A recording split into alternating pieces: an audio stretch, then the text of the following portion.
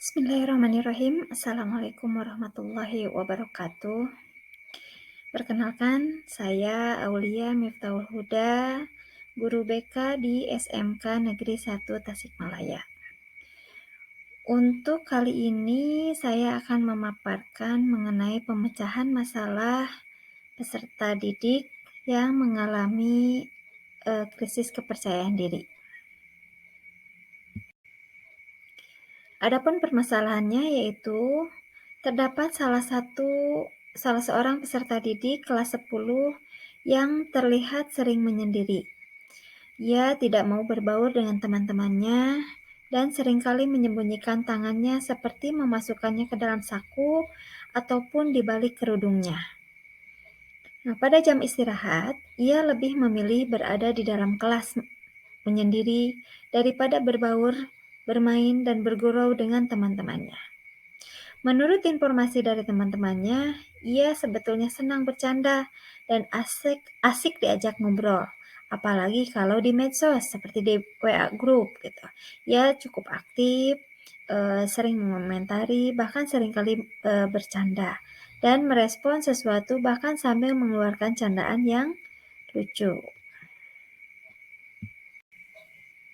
Setelah dicari informasi, baik dari temannya, dari teman sekelasnya, kemudian dari orang tuanya, dan ia pun telah diajak konseling individu, ternyata akar permasalahannya yaitu karena ia merasa minder terhadap jari tangannya. Ia mempunyai tangan dengan jari yang tidak lengkap seperti pada umumnya.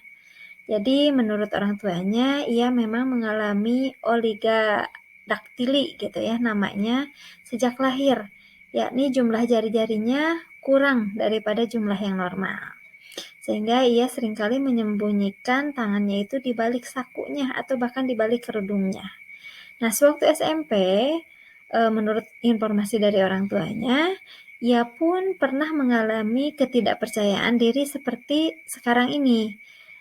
Tapi itu hanya di awal-awal pada saat masuk di kelas 7 katanya seperti itu. Namun lama-kelamaan ia mampu beradaptasi dan bisa berbaur dengan teman-temannya karena teman-temannya bisa menerima keberadaan ia dan ia pun bisa bermain dan berbaur dengan teman-temannya tersebut. Kemudian akar permasalahan yang lainnya, ia pun merasa minder karena di kelas 10 ini teman-temannya kan masih baru gitu ya. Semuanya masih baru, belum ia kenal, dan tentunya berbeda dengan teman-teman sewaktu SMP-nya. Sehingga ia masih mencari celah atau mencari kondisi yang ternyaman gitu sehingga ia menunggu dan ada kekhawatiran di dalam dirinya ia akan dibully karena kondisi tangannya tersebut. Nah, dengan akar permasalahan seperti tadi, akhirnya kita mengambil beberapa alternatif untuk memecahkan permasalahan tersebut. Di antara solusinya yaitu anak tersebut diajak untuk konseling individu dengan menggunakan sistem CBT atau Cognitive Behavioral Therapy, yaitu untuk diajak secara mencari solusi melalui kognitifnya dengan apa yang dialaminya itu bukanlah sesuatu yang perlu dijadikan bahan untuk malu gitu.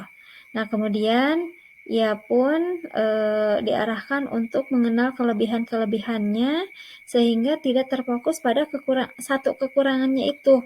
Menurut informasi dari teman-temannya, ia cukup pandai dalam mengetik dan membuat produk dalam aplikasi komputer gitu ya. Nah, ini yang menjadi titik penanganannya sehingga si anak tersebut jangan terlalu berfokus pada kekurangannya, tapi ia harus berfokus pada kelebihan yang ia miliki dan mengembangkan kelebihannya tersebut. Kemudian yang kedua, alternatif solusi yang kedua yaitu berkoordinasi dan berkolaborasi dengan orang tua, agar orang tua terus memberikan dukungan, memberikan motivasi bahwa anaknya itu mampu berprestasi dengan segala potensi yang dimilikinya. Perlu ditanamkan juga bahwa pada saat SMP ia bisa melalui semua ini. Nah, sekarang di SMK pun ya harus diyakinkan bahwa ia pun mampu menghadapi semua ini. Nah, kemudian solusi yang ketiga yaitu memberikan penguatan positif ketika ia memperlihatkan kepercayaan dirinya. Jadi di awal-awal ia menyembunyikan, kemudian kita coba terus memberikan dorongan keberanian untuk menampilkan apa adanya, karena tangannya itu bukanlah aib gitu ya.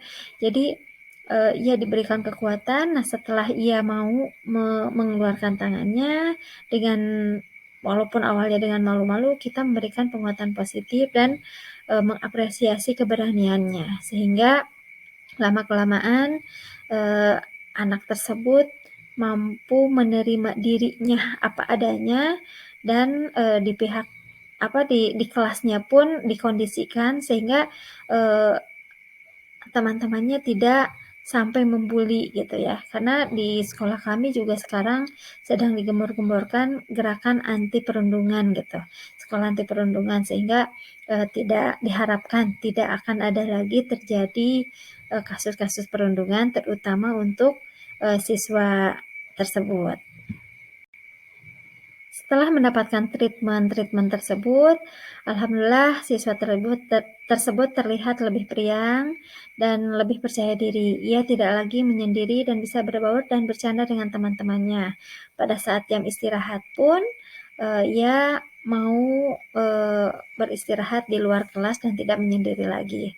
Laporan dari guru komputernya, ternyata ia sangat mahir dalam mengoperasikan aplikasi di komputer. Hasilnya bahkan melebihi teman-teman lainnya. Dan hal inilah yang menjadi kekuatan dirinya untuk terus meningkatkan kepercayaan dirinya. Demikian pemaparan pemecahan permasalahan peserta didik di bulan ini. Semoga apa yang telah kami lakukan bisa menjadi inspirasi atau bisa membantu peserta didik yang lainnya, sehingga tidak ada lagi peserta didik yang malu karena kekurangan fisiknya. Demikian, terima kasih. Wassalamualaikum warahmatullahi wabarakatuh.